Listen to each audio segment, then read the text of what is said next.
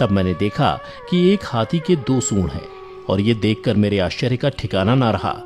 फिर अर्जुन ने बताया कि हे वासुदेव, मैंने एक पक्षी को देखा जिसके पंखों पर वेद की ऋचाएं लिखी हुई थीं। वह मरे हुए जानवर का मांस खा रहा था। फिर अर्जुन के बाद भीम ने भी श्री कृष्ण को बताया कि हे कृष्ण, मैंने देखा एक गाय ने बछड़े को जन्म दिया है और जन्म के बाद वह बछड़े को इतना चाट रही है कि बछड़ा लहूलुहान हो गया, जिसे देखकर मैं हैरान हो गया। भला कोई माता अपने बच्चों के साथ ऐसा कर सकती है? उसके बाद श्री कृष्ण ने सहदेव से पूछा, सहदेव तुम बताओ, तुमने वन में क्या देखा? तब सहदेव श्री कृष्ण से बोले, हे वासुदेव, मैंने वन में देखा कि एक जगह 6-7 कुएं हैं और आसपास के कुओं में पानी है, किंतु बीच का कुआं खाली है। बीच का कुआं गहरा है, फिर भी पानी नहीं है। यह देखकर मुझे घोर आश्चर्य हुआ कि ऐसा कैसे हो सकता है।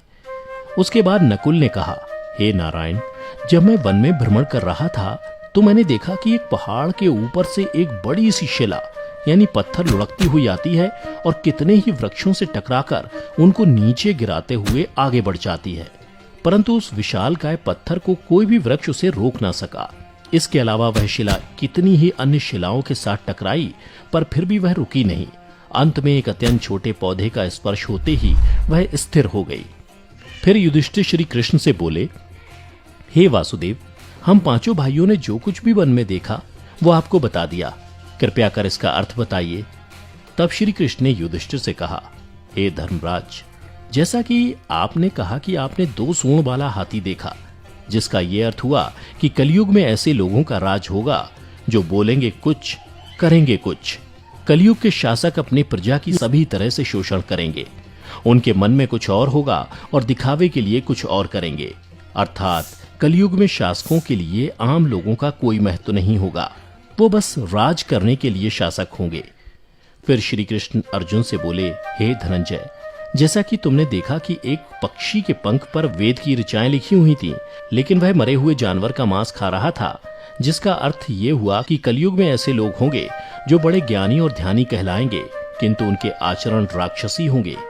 कलयुग में लोग पंडित और विद्वान कहलाएंगे, किंतु यह विचार चलता रहेगा कि कोई मरे और उसकी सारी संपत्ति उसके नाम हो जाए।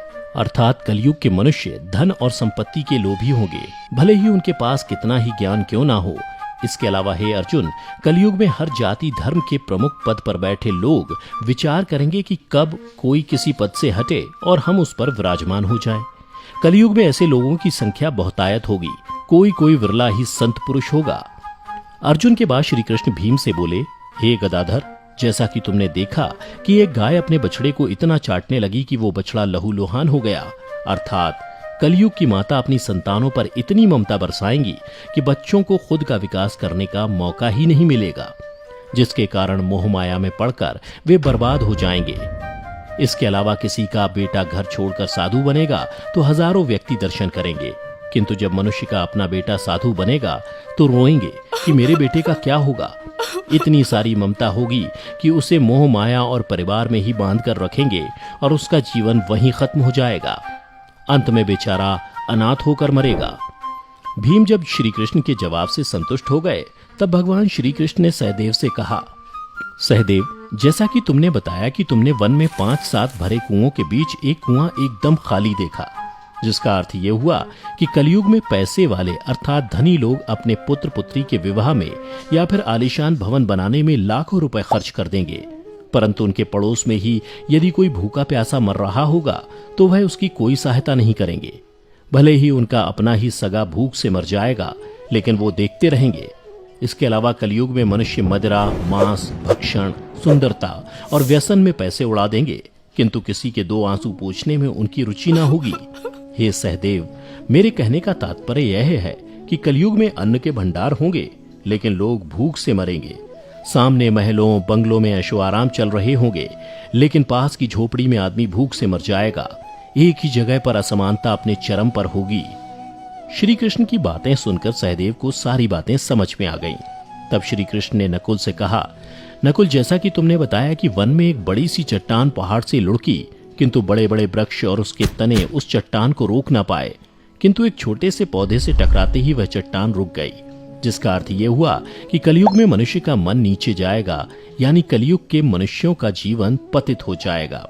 और ऐसे में मनुष्यों का जीवन धन की शिलाओं से नहीं रुकेगा, ना ही सत्ता के वृक्षों से रुकेगा, किंतु हरि नाम के एक छोटे से पौधे से, हरि कीर्तन के एक छोटे से पौधे से मनुष्य जीवन का पतन होना रुक जाएगा।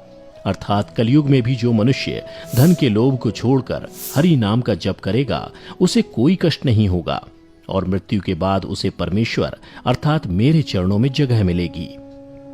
तो मित्रों, आपने देखा होगा कि आज श्री कृष्ण द्वारा बताई गई ये सारी बातें सच में घटित हो रही हैं। इसलिए मनुष्यों को चाहिए कि कलयुग में वह धर्म का पालन करें और श्री हरि नाम का भजन करें, तो उसका जीवन सफल हो जाए।